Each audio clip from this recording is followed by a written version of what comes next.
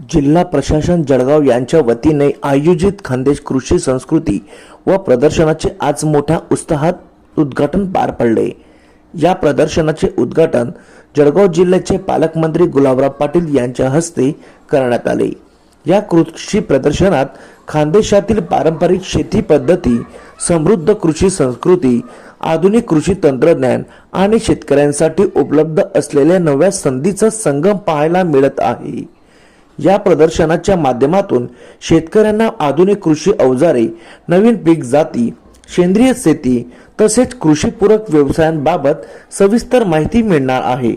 शेतकऱ्यांना उत्पन्न वाढीच्या दृष्टीने मार्गदर्शक ठरणारे हे प्रदर्शन जिल्ह्यातील कृषी क्षेत्रासाठी महत्त्वाचे पाऊल ठरणार आहे।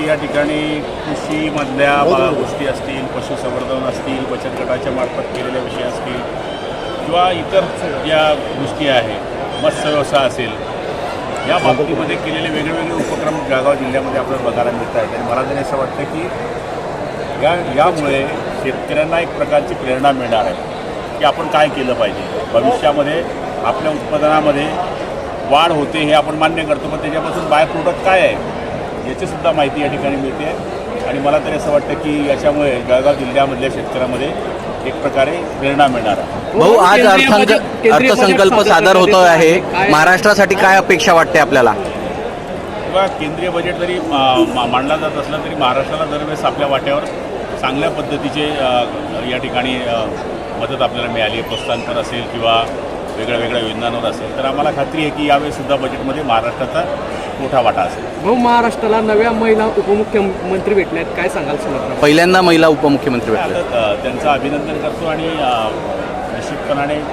महिला जरी असल्या तर आता आमच्या CEO पण महिला आहेत, कलेक्टर महिला आहेत, त्यामुळे महिलांमध्ये सुद्धा कॅपॅसिटी असते। आणि विशेष म्हणजे अजितदादांबरोबर अर्धांगिनी त्या राहिलेल्या आहेत, त्यामुळे त्यांना सांगण्याची गरज नाही। एका माजी मंत्र्याची त्या भगिनी आहेत, त्यामुळे कुटुंबामध्ये राजकारण कसं करावं लागते, बाहेर राजकारण कसं करावं लागते, राज्य कसं चालवावं लागते हे त्यांनी जवळून पाहिलं आहे। त्यामुळे ते महाराष्ट्राकरता निश्चितपणाने चांगलं काम मात्र